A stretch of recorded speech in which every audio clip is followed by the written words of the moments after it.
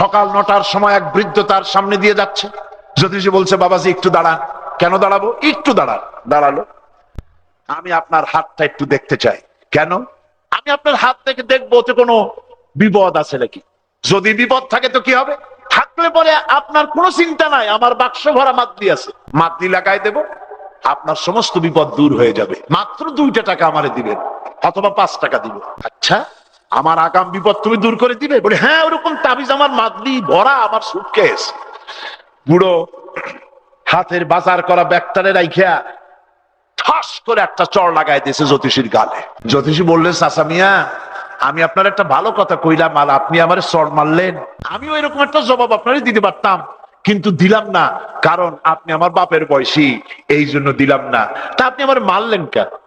কই, মারি নাই তো, আমি তো টেস্ট করছি। কি কয় মারি নাই? আমার গাল এখনো জ্বলে আর আপনি কয় মারেন নাই।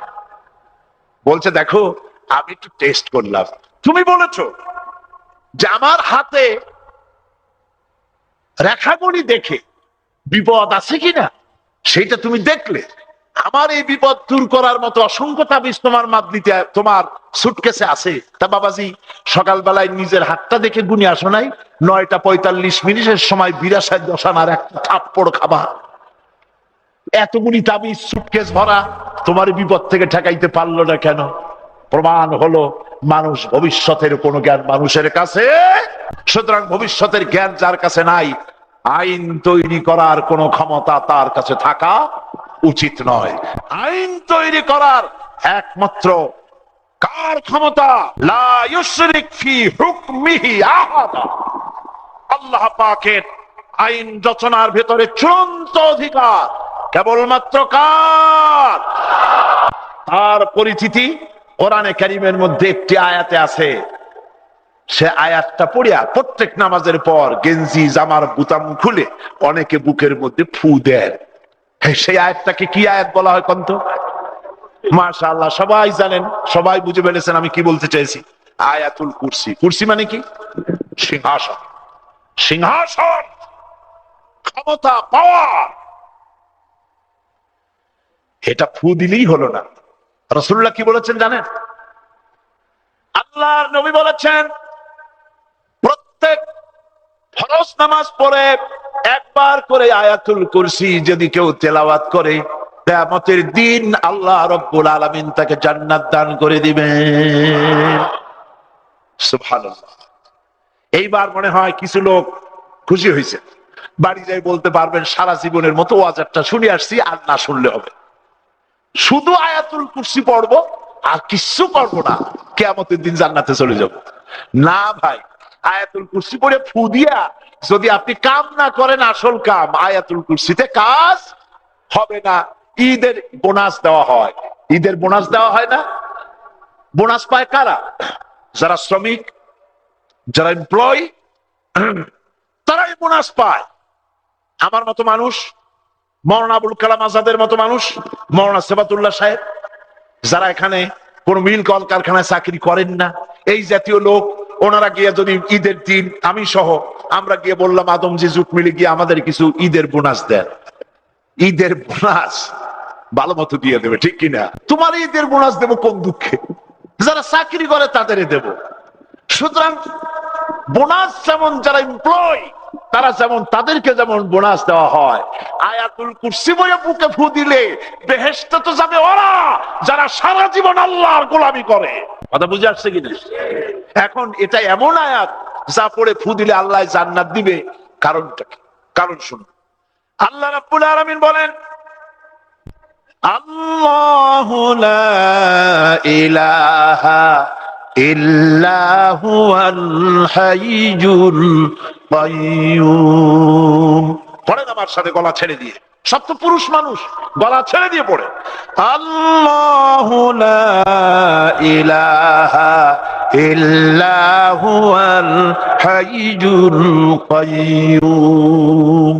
আল্লাহ হচ্ছেন তিনি যিনি ছাড়া কোনো ইলাহ নাই, আইনদাতা নাই, বিধানদাতা নাই, শাসনকর্তা নাই। তিনি চিরঞ্জীব, তিনি চির জাগ্রত, তিনি কখনো ঘুমান না। লা তাখুযুহু সিনাতুন ওয়ালা নাওম। তন্দ্রা নিদ্রা তাকে স্পর্শ করে না। সুবহানাল্লাহ, জোরে কোন সুবহানাল্লাহ। তার কোনো ক্লান্তি নাই, ক্লান্তি শান্তি অবসাদ, তন্দ্রা আসা, জিমটি আসা, লা তাখুযহু সিনাতুন ওয়ালা নাওম, ঘুমে তন্দ্রায় তাকে ক্লান্ত করে না, কখনো তিনি ঘুমান না। তিনি তো আমাদের মতো নন, তিনি কোন সৃষ্টির মতো নন। লাইসা কামিসলিহি শাই, আর সমকক্ষ কেউ নাই। ওই যে সেদিন পড়েছিলাম আল্লাহ পাক ছোট্ট সূরার ভিতরে, তার নবী আপনি বলুন আল্লাহ এক এবং একক, তিনি নিরঙ্কুশ, তিনি কারো মুখাপেক্ষী নন, তিনি কাউকে জন্ম দেন নাই, তাকেও কেউ জন্ম দেয়নি, আকাশ আর জমিনে তার সমকক্ষ কেউ নাই। সেই মহান আল্লাহ রাব্বুল আলামিন, আইন প্রণয়নের ক্ষমতা তার, আর তিনি আইনের কিতাব দিয়েছেন যার নাম কোরআন শরীফ। এই কিতাবের নাম কি? এটার নাম সংবিধান। এটার নাম কি? যতগুলি সরকার এ পর্যন্ত ক্ষমতা এলো, প্রত্যেকটি সরকার আল্লাহর এই কোরআনের সাথে নাফরমানি করেছে, বেয়াদবি করেছে, আল্লাহর আইন অমান্য করেছে। ঠিক কিনা? জোরে বলেন ঠিক কিনা? কিভাবে নাফরমানি করলো দেখুন। আল্লাহ রাব্বুল আলামিন বলেছেন ওয়া হাল্লাল্লাহুল বাইআ ওয়া হাররামার রিবা। আল্লাহ পাক বলেন আমি ব্যবসাকে করেছি হালাল আর সুদকে করেছি হারাম। ব্যবসা কি? ব্যবসা কি? আর সুদ কি? হারাম। প্রত্যেকটি গভর্নমেন্ট ক্ষমতায় এলো আর লাইসেন্স দিয়ে নতুন নতুন সুদের ব্যাংক উদ্বোধন করে জনগণের জন্য সুদ হালাল করে দিল। বলেন নাউজুবিল্লাহ। আল্লাহর হুকুমের খেলাফ হলো না? সুদের মধ্যে কয়টা গুনাহ? 70টি গুনাহ। তার 70 গুনাহ হলো নিজের মাকে নিকাহ করা। ঘৃণা করে না? নিজের মা বিবাহ করা 70 গুনাহ। চিল্লায় কোন ঘৃণার সাথে কোন নাউজুবিল্লাহ। আহা, পার্লামেন্টে মদ, জুয়া, সুদ এর বিরুদ্ধে আমি বিল উত্থাপন করেছিলাম। মাঝে মধ্যে পার্লামেন্টে আমার কান্না পায়, একা একা কাঁদতে থাকি, চোখের থেকে পানি আসে। আহারে, মদ জুয়ার বিরুদ্ধে বিল উত্থাপন করলাম, একটা লোক নাই সমর্থন করার। আজকে যদি 151 জন লোক থাকতো পার্লামেন্টে, ওই পার্লামেন্টে এদেশে হাজার বছর ধরে পীর সাহেবরা ওয়াজ করছেন, মৌলানা সাহেবরা তাফসীর করছেন, আপনারা আমারে বলেন সুদ, মদ, জেনা, ব্যভিচার বন্ধ হয়েছে? বন্ধ হয়েছে? বিশ্বাস করুন, কিয়ামত পর্যন্ত যদি ওয়াজ হতে থাকে, পীর মুরিদি হতে থাকে, সুদ, ঘুষ, জেনা, ব্যভিচার বন্ধ হবে না, হবে না।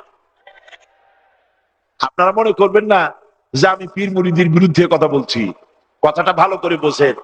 পীর মুরিদি যারা করেন, আমার কোনো শত্রুতা নাই তাদের সাথে। আমার বাপও পীর ছিলেন, আমার চাচাও পীর ছিলেন, ফুরফুরা সিলসিলার পীর ছিলেন তারা। সুতরাং পীর মুরিদির সাথে আমার কোনো সংঘর্ষ নাই। যে সমস্ত পীর সাহেবরা বিজনেস করেন, পীরগিরিকে ব্যবসা হিসেবে নেন, বেদাত আর শিরক চালু করেন, ওদের বিরুদ্ধে আমি কথা বলি। ঠিক কিনা কর? পীর সাহেবদের ওয়াজে, মৌলানা সাহেবদের তাফসিরে কেউ সুদ ছেড়ে দিতে পারে, কিন্তু অ্যাজ এ হোল দেশের থেকে সুদ বন্ধ হবে? হবে না। তাফসিরের মাধ্যমে কেউ জেনা ছাড়তে পারে, কোন মহিলা পর্দায় থাকতে পারে, কোন লোক সততাপূর্ণ ব্যবসা করতে পারে, কিন্তু সুদ, ঘুষ, জেনা, ব্যভিচার অ্যাজ এ হোল বন্ধ হবে না। ওয়াজ করেই যদি এগুলি বন্ধ হইতো, রাসূলুল্লাহর চাইতে শ্রেষ্ঠ ওয়াজ আল্লাহ দুনিয়ার আছে? তিনি ওয়াজ করতেন আর বন্ধ হয়ে যেত। তা কি হয়েছে? হয় নাই। রাসূলুল্লাহ ক্ষমতায় গিয়েছেন, পাওয়ারে গিয়েছেন, তিনি প্রেসিডেন্ট হয়েছেন, রাষ্ট্রপ্রধান হয়েছেন, আইন করে সুদকে দেশ থেকে নির্মূল করে দিয়েছেন। পার্লামেন্ট এমন একটা জায়গা যেখানে বসে আইন তৈরি করা যায়। সুদ, ঘুষ, জেনা, ব্যভিচারের বিরুদ্ধে, মদ জুয়ার বিরুদ্ধে বিল উত্থাপন করলাম। আমার বিল বিশেষ কমিটিতে চলে গেল, অন্তত 6 মাস হয়ে গেল। কোন ডিপ ফ্রিজে গিয়ে বিল ঘুমায় আছে আমি জানি না। আমি আপনাদেরকে হাসির খোরাকি দিচ্ছি না, অথচ আমরাই পারতাম এই সংসদে এমন লোক পাঠাইতে যারা সুদকে মায়ের সাথে জিনা করার মতো ঘৃণা করে। আমরা ব্যর্থ হয়েছি, তেমন লোক পাঠাতে পারি নাই বলে আইনের রূপ নেয়নি। ফলে সরকারে যারা গেলেন আল্লাহর কোরআনের সাথে নাফরমানি করলেন। কথাটি ঠিক কিনা? কথাটি ঠিক কিনা?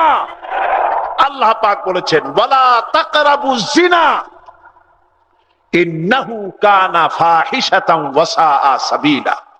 আল্লাহ পাক বলেন জিনা করা তো দূরের কথা, জিনার নিকটবর্তীও হয় না। প্রত্যেকটি গভর্নমেন্ট ক্ষমতায় এলো, বেশ্যালয়গুলি, প্রসকোয়ার্টারগুলিকে লাইসেন্স দিয়ে জনগণের জন্য জিনা করা হালাল করে দিল।